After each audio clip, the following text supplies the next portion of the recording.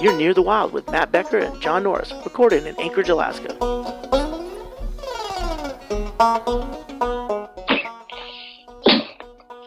Hello? Is that John? Yep, and my dog sneezing. Hello? Hello? Oh, we're all here then. Hello? Hello. Hello. This is good.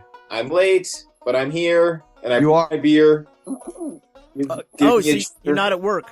Well, I'm not, but I didn't brew my beer at work either. Yeah. Oh, wait. Did you say brew beer or you're drinking a beer? I'm not drinking a beer currently. I don't have any beer in the house. Okay. So, I'm You- sorry. I you have no misunderstood. beer? What, let's start over. What did you say? I brewed my beer. You did brew your beer. Yeah. And- Fuck, that was a mess. Why? Why was it a mess? Fuck. Can I say fuck one more time? Say it was a mess. Like, you know when you put oatmeal in the microwave and it blows up all over your microwave? Well, I guess. That's my kitchen. That is my entire kitchen. So, wait a minute. You put the beer in the microwave? Nope. I should have. It would have been at least a contained mess. Were you given like actual grain and hops? Yeah, man. Oh, All grain. man. All Oh, grain. man. I want to control every aspect of my beer. So you basically had to get a big pot, like a big stew pot. Yeah. And boil a bunch of grain. Yep. Wow. Just like Sam Adams did the first time. Yeah? Did that mess up his microwave? Probably. You know those old American pre-revolution microwaves? They're all pieces of shit. You could set an accurate temperature on those things. So walk us through it. What happened? Becker, did you brew your beer? You know what? I did not. It turned out it was Becky's birthday. Oh, yeah. And I said, She didn't want to have a homebrew birthday? yes. I just thought, this is the time of year she plants, and she has a lot of potting soil and stuff. And I thought, if that gets contaminated with our beer, I could make some kind of biohazard. Okay, so here's the thing. They tell you on the instructions, like making sure everything's sanitized is the number one priority. That's like the only thing you have to really worry about. You're worried about bacteria as well as errant yeast that's just in the air, I found out. Mm-hmm. And so in the beginning of last night when I was brewing, I was super concerned with sanitizing everything. But that quickly disappeared the longer it took to brew this beer, and I was like, just a quick rinse, it's fine. The floor's pretty clean. What were you doing on the floor? Just dropping stuff. Oh, okay. Oh, so yeah. So you think the process will kill all the bacteria? Oh yeah, no, totally. Or at least, it'll make it taste more interesting. It's a wild yeast beer. So with the kit I used from Brooklyn Brewing, the same as Becker has, they give you just like a bunch of grain, and you basically cook the grain like oatmeal. Yeah. And then you strain all of the juices off and run some more like hot water over it, so you're like seeping it like tea. And then you boil it, throw some hops in, and then you throw it in a jug with some yeast. What's the last thing you said? You throw it in a jug with some yeast. With some yeast. And so now it's sitting on my counter, bubbling away. Yes. But the thing is, like, I didn't have a pot or a strainer, like, that was really the right size. So everything was just like, it was just overflowing, and there's like fucking grain everywhere. Because you're dealing in quantities that a bachelor or a couple don't usually deal with. Like a colander for 2 salads is about as big as you're going to get. Yeah. Because you don't have a need for a 4-gallon colander industrial kitchen type stuff. Yeah. And you know what? I thought this going into it, but I really wanted to just get it done. So, you know what? If there's some loose grain in my beer because I didn't strain it very well, so be it. Well, you still have one more shot to strain it because you're going to go to the bottling process in a couple of weeks.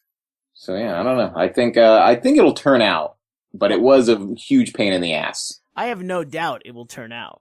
I mean, you did everything you were supposed to, right? You didn't cut any corners. This is the thing. I was reading the thing. I was reading the thing, and then I actually went back and watched the DVD, and then I'm watching all this, and they're explaining how to do everything. And then I'm thinking, wait a minute, didn't like monks who also tended their gardens and had, I don't know, no windows, and didn't they brew beer too? I mean, they weren't. Yeah. They didn't have a thing of bleach to sanitize the. Where did they get their one-step sanitizing solution? Exactly. They were. It was all earthenware and glass, right? Sure. So I figured maybe they were just trying to like sell us more of the sanitizing, the one-step sanitizing solution, or so. I don't know. That's where the money's at. I mean, I guess you could really fuck it up, but it seems like it's a pretty natural process that I don't know. I mean, the original beer, wasn't it made with someone leaving bread in water or something? I don't know. Can you do that? That sounds easy. That sounds. easy. I'm gonna do that one. Sounds easier than the one John did with a microwave. I was trying to make a wet sandwich, but it got me pretty drunk.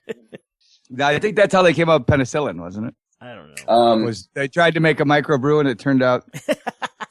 I just learned about this. There's like a homebrewers. It's called like homebrewers autoimmune deficiency or something. No, that's AIDS. That's there's some type of sickness that homebrewers get where they get yeast in their intestines and it is active, and so whenever they eat anything, it turns to booze and they just get drunk. Like they have a continual buzz going. Like whenever they eat anything. Yeah. So like you eat some chicken wings and that's fermenting in your stomach, and then you have some buffalo wing wine in your stomach. So you do the right thing and get something to eat when you're drinking, and all of a sudden you're drunker. Yep. Wow. So that's a sick you can all hope for. Well, I was looking for something online, but then I came across something more important. How poorly crafted booze can make you sick or dead. Maybe that pamphlet should be thrown in there. Supposed to put in this beer. What's the number one cause? I don't know. I'd have to read it. I'm not going to read it, but okay. They run the gamut from prison wine to bathtub gin, and that's I guess poorly crafted booze. If they're including what the prisoners make in jail, Pruno. Yeah, Pruno. If they're using that as one of the concoctions on the scale, I guess the beer we're making from a kit is pretty safe. Well, I mean, if you don't drop anything on the floor. That's true. Hey, Breaking Bad. I used my toilet. I just used my toilet bowl because it was the biggest, the biggest vessel you could find. The vessel I could find, so I think it'll work. They say toilets are cleaner than a cat's ass. Good thing I didn't use option 2 then. Yeah. Oh man, but it was fun. Like I'm excited now. Like now it's on my calendar. I'm gonna, bottle it in 2 weeks. I'm excited. Well, after the bottling, you can actually let it sit like because what you're gonna have to do is you're gonna have to add a little sugar to that so that the yeast the yeast in there eats the sugar and that creates the carbonation. But that can go longer. I've almost dusted that entire 11 bottles that I made, just drinking it and hanging out and having other people taste it. So you can let it go, and it'll build some character in that. Yeah. Well, after it's been in the bottles for a couple of weeks, I'm gonna send you a bottle, Greg. Now, did you look at how to send a bottle? No. I tried actually. I'm just bubble wrapping. There was like the egg drop thing. I did look it up, and there wasn't any like clear answer, but they did say to use FedEx or UPS.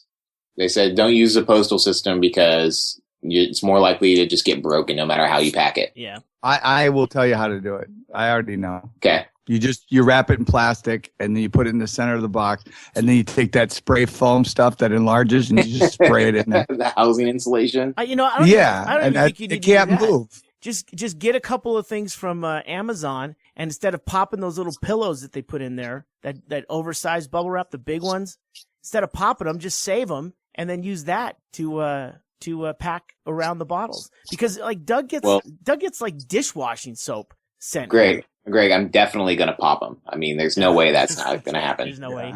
I like the housing insulation because then when you get the box, you have to like chisel. Yeah. Like you earned it. Handcrafted beer. Well, I'm glad you got to the first step. It'll be interesting to see how it comes out and how it tastes. If you figure out a way to send that, send me the how-to. But it's a jalapeno saison, so we're in for a treat. Oh wow! Maybe it won't be ready for Cinco de Mayo. Yeah. Well, I have the Bavarian Pilsner. is what's on deck. And then I realized that the worst thing I could do is not have another kit ready to go. When I clean out the barrel, the best, you got to sanitize it and then put it away, or sanitize it and then fill it with more beer. Or, sure. And that's what I should have done. I just didn't have any. So I bought 2 more because I'm gonna have to sanitize it twice now. So I went and bought. I went to MrBeer.com, which is where I go. And what they do is they send you, instead of having like the barley and the what is it, barley and malt, and boiling that down, they do all that with the hops into a concentrate called hopped malted extract. And that's all you do is just put that in a 4 quarts of water, and then mix that up with what was it, like 1.5 more gallons, and that's it. You're done. There's no oatmeal explosions or anything like that. Just throw the yeast in. That's great. Yeah, you need to. Then the yeast you goes need to in. get on this all grain brewing, man. That's what the kids are doing. What's that? The all grain brewing. You want to control every nook and cranny of your beer. Yeah, I guess I'm an artist, Greg. Yeah. I'm a beer artist. Yeah. Well, we'll see. We'll see. I'm saving at least a bottle of each, and we'll ship those up to you guys. I will say, if I would have just had a strainer that was bigger, I would have been cool. I think that's where like it really started becoming a mess, because you're trying to pour it into another pot through a strainer, and when the strainer's not big enough, it's just falling everywhere. Oh yeah. And the strainer's like falling into the beer. You need one of those. So you mean like a colander? Like a colander? Yeah. I mean, you get this. You have to use a fine like strainer, like one of those. Mesh. Could I use a screen for like a screen door? Oh yeah, for sure. That might Okay, good. I got an old screen door. getting a screen door in your kitchen. I'm gonna sterilize it first, or whatever they said. No, it works out. don't worry. It works out good, Becker, because every year, around this time, don't you clean your screens? That's exactly what we're doing. Yeah. Run some beer through them. Hey, honey, I'm getting to those Making- screens you wanted clean. By the way, I need to use the stove. Yeah. Yeah, that's the biggest thing is she always goes, "What are you doing in there?" And I'm like, I could never have like made meth or anything. She always, "What are you doing in the kitchen? You're gonna mess it up. Go out." I'm like, Jesus Christ. Well, that's fantastic. I'm looking forward to it. I've got 2 more on the way, and I'll keep that going. There'll always be a barrel brewing. I think my next thing is going to be cider, because I did some reading, and all you do is you buy apple cider from the grocery store, like a gallon of apple cider, and you throw some yeast in it. That's it. Oh, really? That's how you do it? Yeah. Oh, we're cider kings. Let's do cider king. Becker already That is so decided. much easier. Way easier. Yeah. Cooler labels too. We can put devils on it. And the whole Adam and Eve, we can be naked on it. Absolutely. The 2 of you. We'll be like the Why wouldn't we make it on our beer labels? We'll be like that Manny, Mo, and Jack on that car thing. We'll just be like the cider guys. The Pep Boys. Cardboard cutouts. Cardboard cutouts everywhere. Bobbleheads. John and I going, try a cider. Try cider. Get it in cider. Get it in cider. Yeah. We're going to be huge, dude. Moguls. Get your monocle ready. Clean your monocle. Yeah. You're going to have to dress up as a ventriloquist dummy. You know what? I have to do. It's just good marketing. Hey, Becker, did you see about the Nenana Ice Classic? What about it? The tripod shifted, but it did not stop the clock. Oh. But it has to fall though, right? It has to fall to where it actually stops a clock that's set up, so that this thing, it took a big shift, and it looked like someone kicked out one of the legs of the tripod because it's so far over. You're like, wait a minute, how does this not the win? But it's only a matter of a few days, and this is the Nenana Ice Classic, which every year everyone guesses the exact second, the date and the second that the clock stops. And I have 20 tickets this year. Should I go buy some now? Is it too late? It's too late. Can't. Damn it. Last year's prize was $363,000. I know. And you have to pick the time, the day, of course, the month, of course, and the hour, and then the minutes. I'm trying to get them to add seconds because 24 people hit the exact minute last year. That's crazy.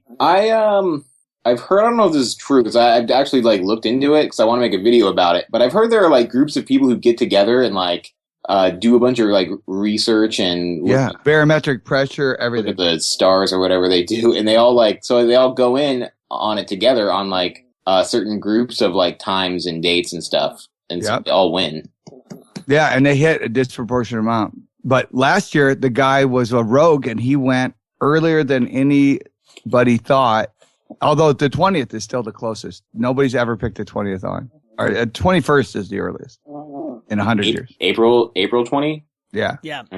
It's never gone before that. And if it was going to, I said this year. And then I thought 420. Are you kidding me? Yeah. So I did 420 at 420 a.m. and p.m. That tripod is hot as fuck. Yeah. And I went, this is going to be like Mecca. I'll be like, hey. And all the stoners, they didn't do it because they're like, $250. I could buy weed with that. Well, there's indication of rotting ice. I guess there's something that looks like rotting ice when it's got dark streaks. Oh. What the hell is that? Wow, got Wolverine? My dog is mad. Hold on 1 second, guys. Got a hold of some of that. His home hooch. Your hooch. Your hooch has got a problem. So do you think, are you still in the running? So you're in the running to win still? Well, yeah, I've got basically from 420 was the earliest I went. I did Becky's birthday.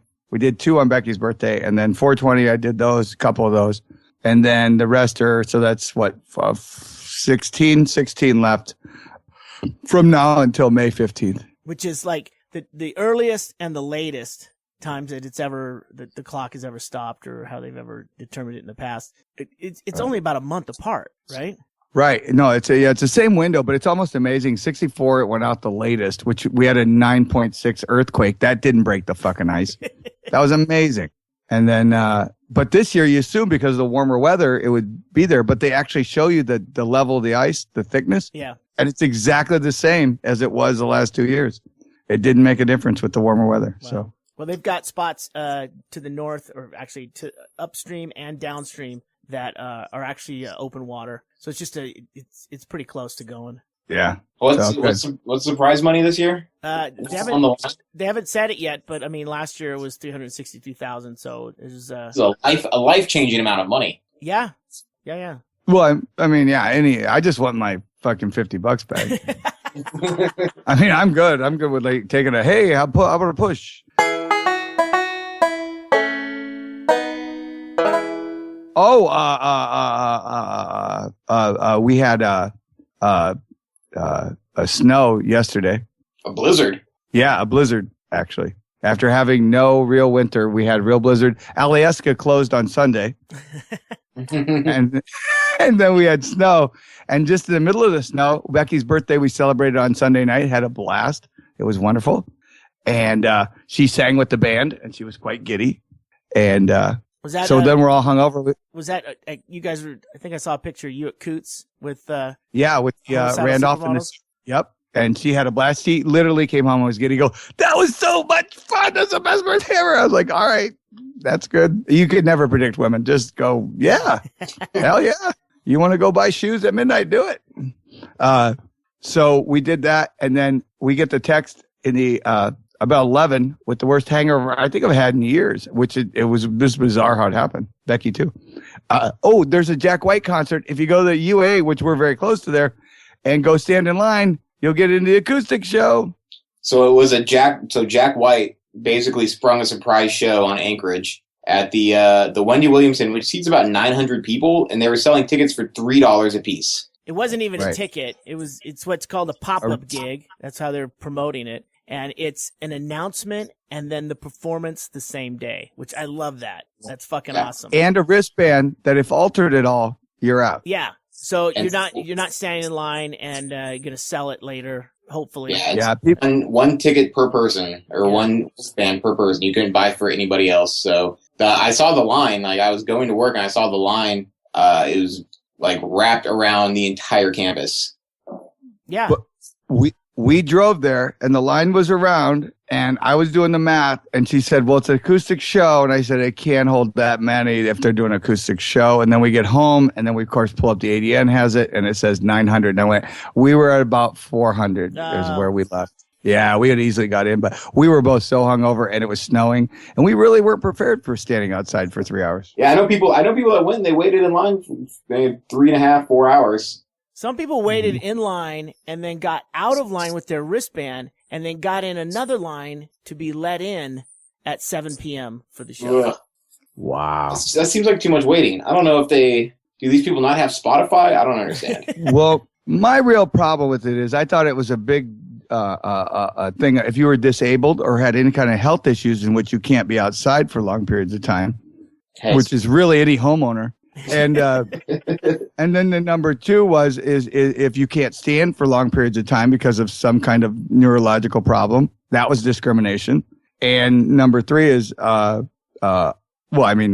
if you had to go to work, you couldn't go to the show. So I go, hey, Jack White, you might want to form it maybe around 5 o'clock till showtime or something. There were a lot of people that I know have jobs, and I was like, what are you doing on a Monday that you can just go stand outside for in 4 the hours? snow. The one day it fucking snows. I know. So two of my friends that I got a drink with last night actually stood in line, and they were the cutoff point, basically. They stood in line for 3 hours nearly, for 2 hours and 45 minutes, and people were coming by counting to me like, you guys are in the maybe section. Oh, my God. Waited, and eventually they were just like, well, the maybe section has turned into the no section. Yeah, that was our biggest fear. And Becky was laughing because she goes, I want to see the person who tries the old smoothie. I'm going to cut in line. Mm-hmm. She goes, that'll be a bloodbath. It's like, no. Man. Yeah. Jack White. Well, that's it makes sense that it was a college show because they have a budget that they have to spend every year. So that's why I was like, $3. What? That doesn't even make sense. But everybody went to the show, said it was amazing, and they were all very quiet. Because that's what I said, an acoustic show with 900 people, I don't see that going off the rails anytime soon. And on 420. Yeah, did you guys do anything for 420? I got high. I didn't get high. I didn't do anything. I just brewed beer. I went and played poker. My traditional Monday poker, and it was just a little different because all the stoner people felt obligated, I think, to get stoned before the game. Made a lot of checking. They just sat there laughing, looking at their cards again, laughing, and I was like, I got no idea what you have, but I don't think you do either.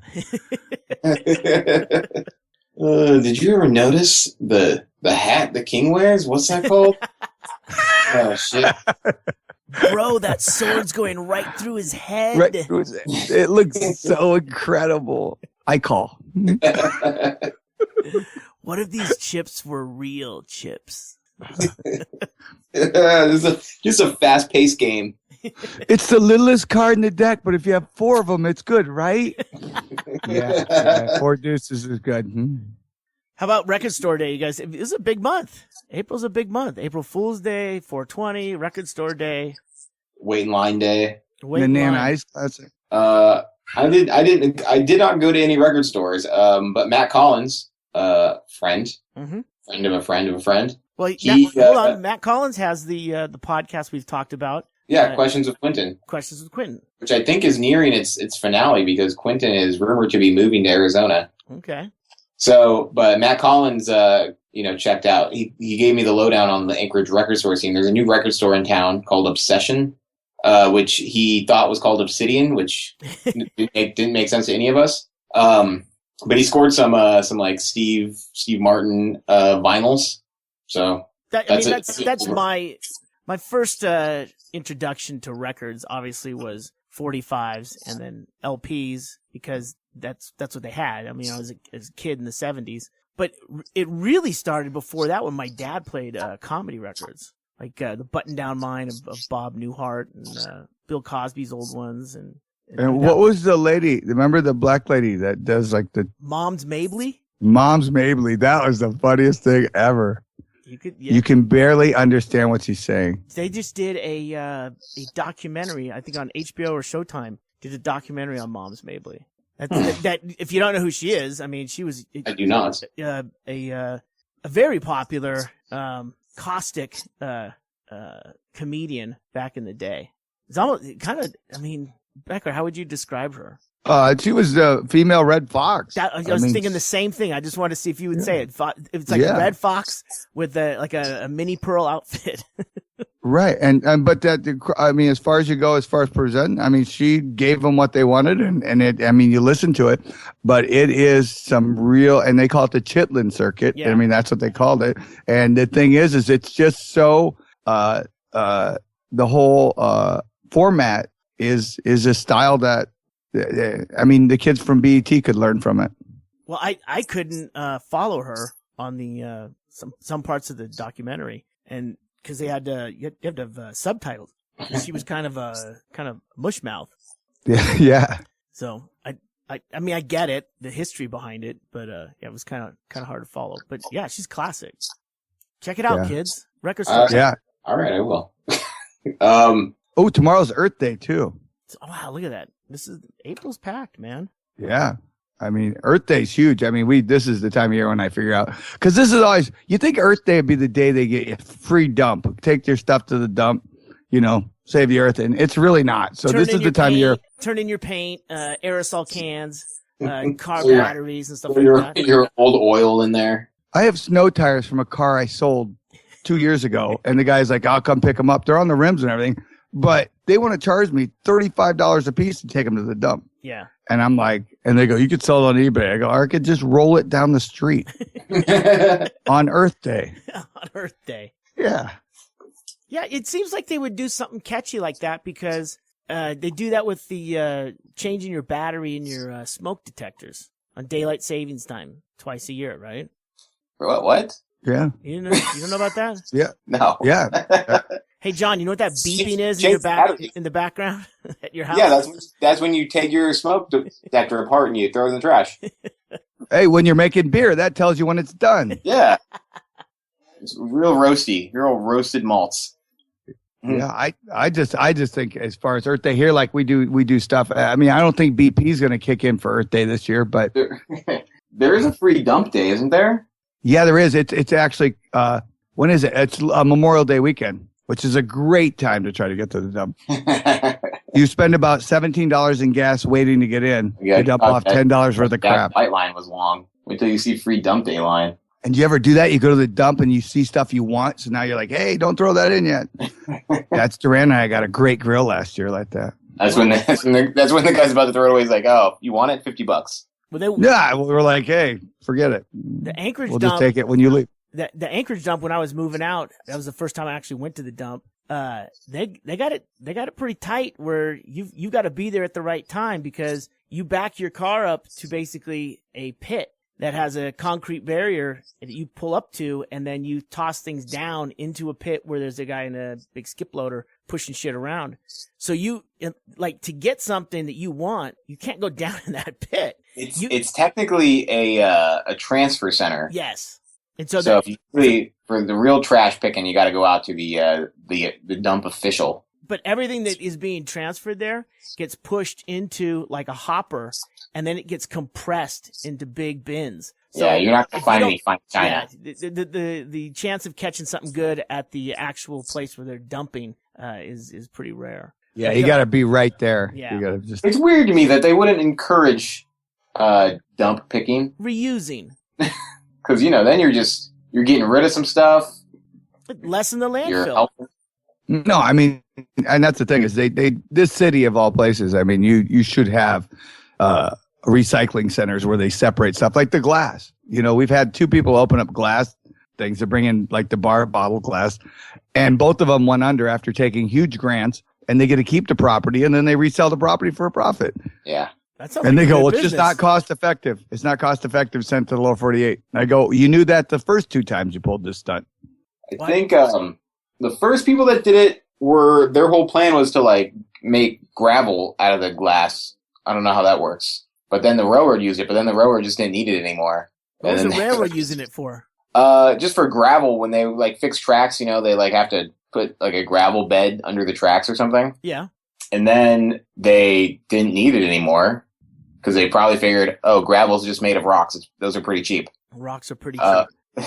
So then they trying to recycle glass has been like a mission in Anchorage for the last like 10 years. Right. And I've considered doing projects with it where you use it just like you would a coating, and you can make sculptures and then you just coat it with broken glass all around it. But then it turned out the thing that grinds up the glass to make it into little tiny gypsum parts like sea glass, that's like $7,000. Oh, you're like a tumbler? Oh, it's a eater. It's a feeder with gears, and it grinds it, catches it, and breaks it all down. But it makes it consistently the same shape. So then you can just coat it on with like polyurethane. So you can make outdoor lawn ornaments and chairs and desks. Sounds valuable. Yeah, but the cost preventative $7,000. So I'm hoping the city will offer me a grant to get this thing. Will you be recycling glass? Yes, I want recycling glass. I'm gonna make bongs with it. I want you to open a recycling center that just has like, big holes people dump all their glass in. You can call it Becker's Glassholes. That's fucking great. We're gonna reuse the bottles for our goddamn cider. Is what we're gonna do. Sure. We're gonna just get free bottles. I think Becker could open a recycling center, and then you are the sole decider of what comes in and what is not allowed. So it's it's a recycling center with only the stuff Becker wants to recycle. Keep going. We've got plenty of those here. Paint, car batteries. I'm like, I'll take the windmill, but that's it. Get out. Hey, is that a mule deer mount with one antler missing? I'll take that, but yeah, all that glass, no good. Is that a mini bike from the 70s? Okay. With a bent frame and no handlebars? Yeah. We'll take it. We'll take that. Oh, that oil? No, we don't take that here. Bowling balls, we make anchors with them. You know what I want to do? You know the big thing they do with the bowling balls where they do the kinetic thing where it's the balls that bounce and hit each other? Like the thing you see on a businessman's desk. One ball smashes into a line of balls and the ball at the other end flips out. You can make those with bowling balls. And I was like, oh, I so want to make one of those for our backyard. Yeah, that sounds not dangerous. I'm in. As long as I don't have to do any math, I'll help out. No, it's fantastic. I don't know if you've heard. This is some good news I found out today. It was just released yesterday that the Spenard Farmers Market will continue for the 2015 season. Oh, yeah, I did see that. That's great news. And did you see what they did? Is that after the whole board quit, now they have 20 people on the board. So I think the people that quit thought, well, we got them by the short hairs here. And they went, no, you don't. And the guy that does the largest produce part, he said, I'm in. So I don't know what the rest of them want to do, but I'm in. So don't worry. Yeah, because it was just the board just didn't want to do it anymore, right? It wasn't like an attendance or a vendor. They've been doing it on a volunteer basis for 5 years. So did they think it was a big moneymaker? No, they needed more people to help out. There were only 6 people running it. Oh. And they didn't have anybody who was reliably added to the team every year. They thought they would get more people to come in and then dedicate every week. I mean, it's like this year it runs May 16th to September 26th. That's a good chunk of your summer. In fact, we call it the entire summer. It's most of it. So the main people, the main 6 and I worked with 2 of them because of putting on the shows in the parking lot there. They're awesome, but they at one point after about 2.5 years, 3 years, they were having to trade off so that like everyone didn't have to be there all the time, and they just got burned out. Well, what I will tell you, 20 people before. Say that I again? will tell you that it sounds like that maybe Becky and I will be doing our bug repellent again, like we did at the Saturday market before they turned into a weekend event, and we'll be bringing our penny squisher down there as well. I think you should. Does it have a penny squisher? Yes, it's phenomenal, and we might be selling Near the Wild things too. Sweet. Oh, that's great. I've had people requesting Near the Wild T-shirts. Yeah, we're working on some designs right now that I think will be really fun. I want one of those too. Yep. Yeah, I think you're probably gonna. We'll put your name on the back. Or at your booth, let me know. Yeah. So what are you going to put on the penny squisher, Becker? Well, I already have the reel with the original one. With the it's got the Sleeping Lady, the Alaska flag, and then we have one that what's the other one? A Clinket whale. Okay, like an artist, Clinket art, right? Yeah, I did. Yeah, I did all the designs, and this guy made it out of down in Springfield, Missouri. He made it and sent it to me, and we used it for I think 3 years there. And I still sell them once in a while on Well, I did it for a while. What you do is you print them out, you put it on like eBay, and people send you $1, and then you put it on a postcard and mail it to them. Really? Yeah. Really? That seems. You just hot glue it on a postcard and mail it to them, and you make whatever. You got a penny involved. So instead of just and so 36 cents, so you keep the difference. 48 now. Oh no, Yeah. no, you're right. It's less for a postcard. But what's cool is, you can do all three. They'll send you $3, and then you just send it, and it's like so above board on not having to pay anything. Yeah. Yeah. I think maybe it's Paul F. Tompkins. There's a comedian that has a great bit on penny squishers.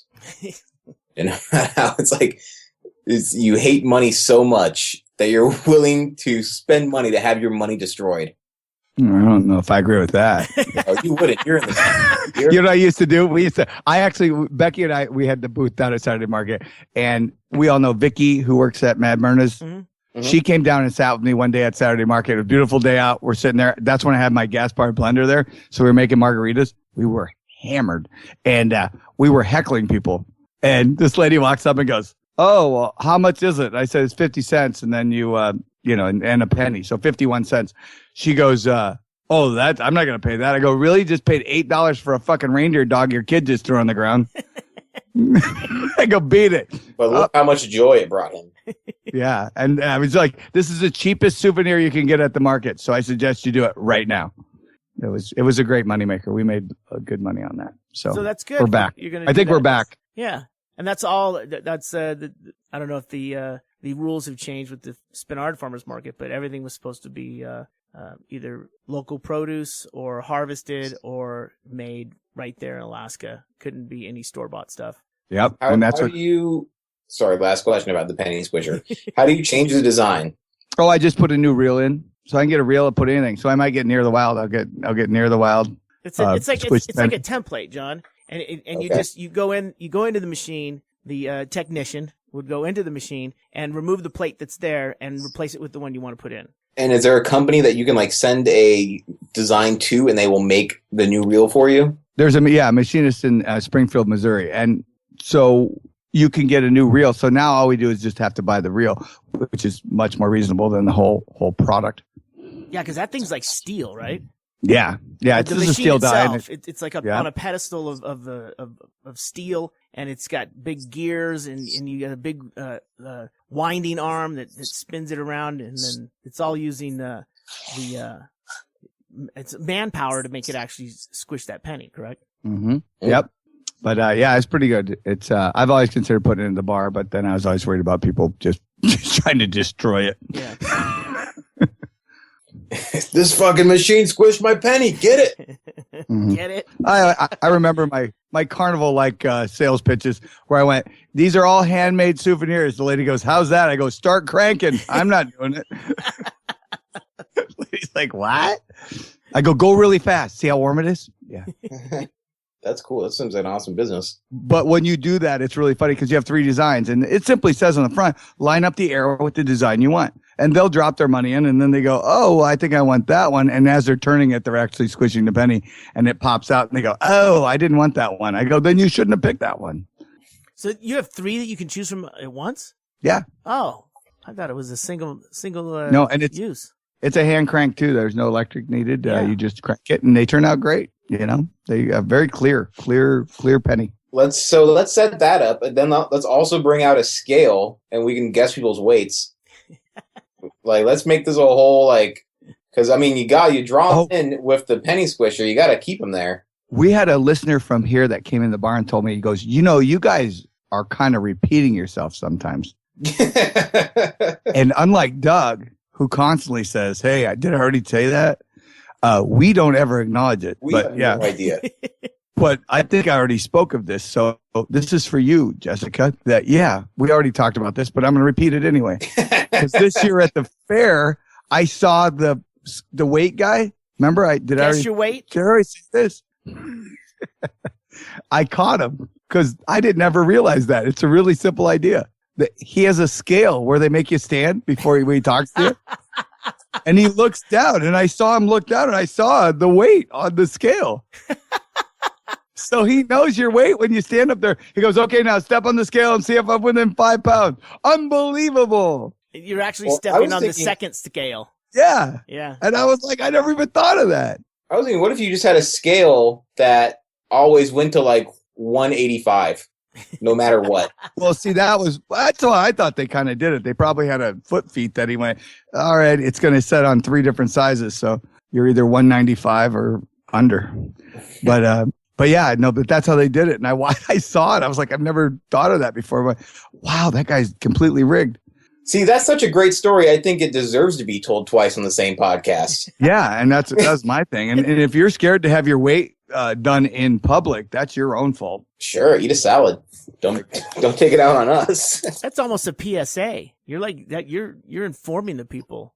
Well, do you know the dunk tank? Do you know how the dunk tank works? Well, a dunk tank, you got someone sitting over a body of water, and somebody else throws a softball size thing at a target. Yes. at a target, and if you hit it directly on target, it should it's connected. The target's connected to an arm that releases the bench and puts the person in the dunk tank. And usually, the person in the seated area above the water is yelling at the person throwing that they have no heckling arm. them. Yeah, heckling. So this is a layman's description of how it works. I'm sure there are some other ins and How outs. does it really work? What's the behind the scenes, Becker? You want to know the real behind the scenes? And this is the thing. So I go through those like carnival blogs and stuff because I always try to stay on top. Yeah. This is great. This guy. Was carnival blogs. Listen to this though. Those things sell for about anywhere 3,000 up, and they're really just a wooden box with. I mean, they got to be watertight, but they've gotten to the point they put a half plastic, watering reserve bucket in there. So that's not even your total cost about $350. It looks like to build one. Mm-hmm. Wow. But you go, how does it work? How do you hit the arm and it guaranteed falls? And this guy says how it's done. And then 5 people lambaste him. How could you possibly reveal carnival secrets? That's ridiculous. You are not a carny. And they're ripping into him like some magic form.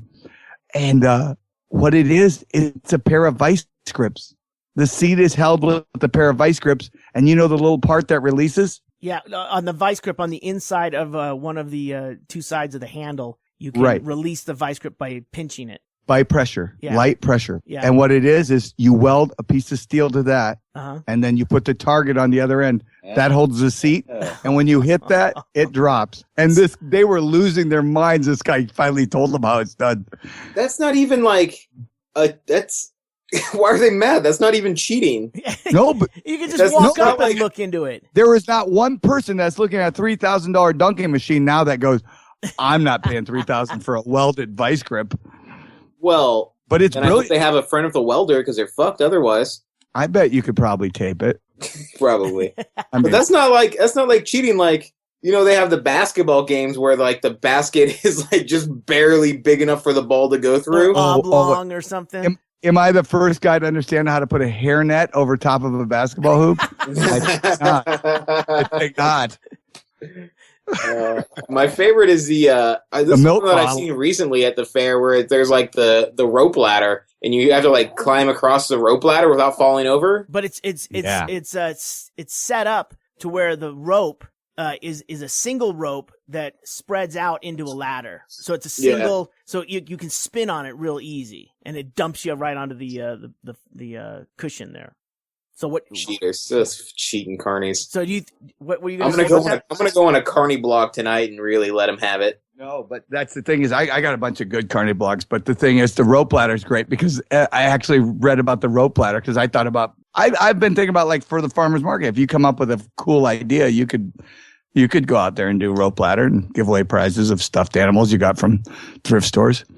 And the rope ladder, they said this is one of the quotes from they said, as the weight's gone up in this country, the rope ladder becomes more and more difficult. Because you have to get your position, your weight. They show you how you can do it. But they go, if you have a big belly, you've got to keep your belly in the center of gravity. And obviously, if you were good at keeping things in the center, you wouldn't be so fat. I got it. So we open up our glass recycling business, Glassholes.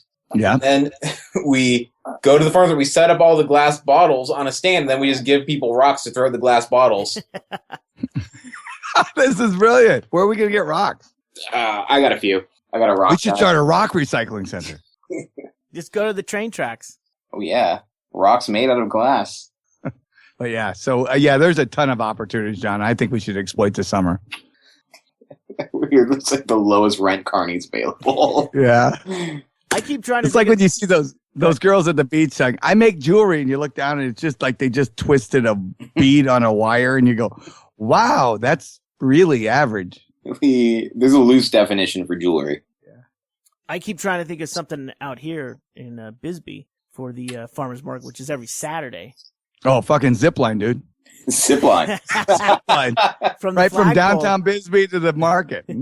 I'm just trying to think of something. Doug maintains that all you need is something that they don't offer at the fair now, and then do it for a couple of weeks, maybe a month, and then stop and do something else, because people have money to spend on small things like this, but there's just everything's the same every week. It's exactly the same. And if you had something different, and I wanted to do those those mini donuts. That the machine costs too much. I just saw it today. They have one for $150 that'll do 90 donuts. Where? I'll send it to you. All right, send me the link on that one.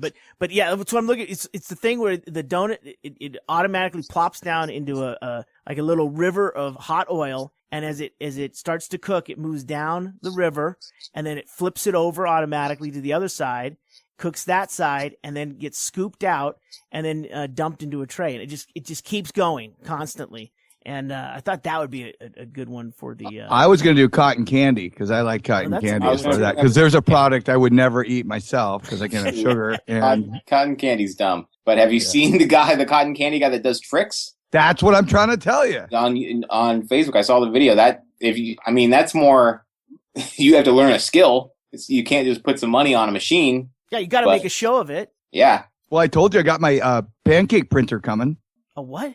I bought it off Kickstarter. A guy made a digital pancake printer. You know how you squeeze them out and that guy makes those cool designs? Yeah. This one is a printer that you put an SD card in with a simple format. There's a level. Their software makes the pancake. But you can put basic shapes. Like I could make John's face. Clearly have a dark beard and eyes. And super simple. It's pretty square. Yeah, but the detail is not horrible. I mean, you could do school logos. You could do anything like that. I'm doing swastika pancakes because. Yeah, well, no, it's not for personal use. What I'm doing is trying to pay for this damn thing because somebody asked me, they go, "How are you going to pay for that?" Are you having a pancake feed for the Alaska Nazi organization? No. I'm going to one of the local hop houses, and I'm going to slip my own pancake when they deliver them to me, and I'm going to go, "Whoa, is that a Nazi pancake?"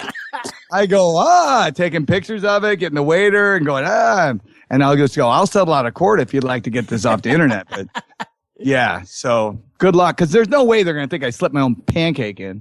I like that our planet still runs on oil and coal.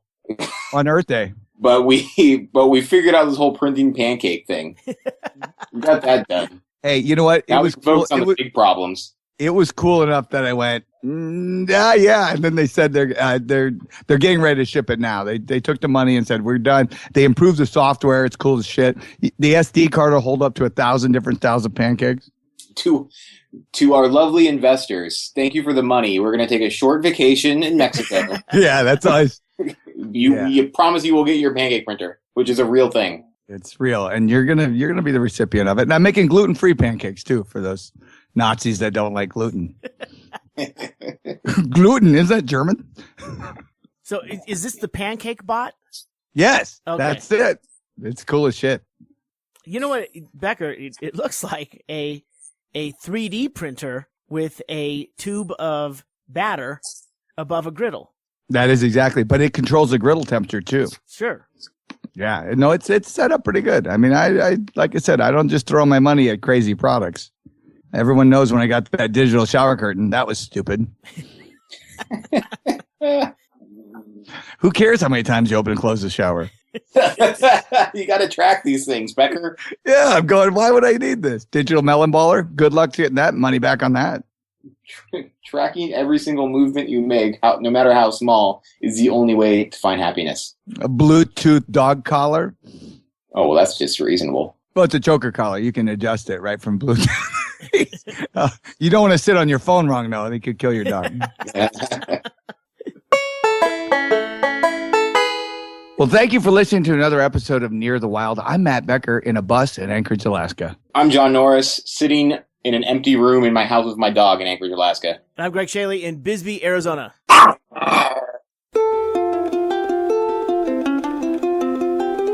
You've been listening to the Near the Wild podcast with Matt Becker and John Norris, recorded in Anchorage, Alaska on Matt Becker's Backyard Bus. Engineered by me, Greg Chaille.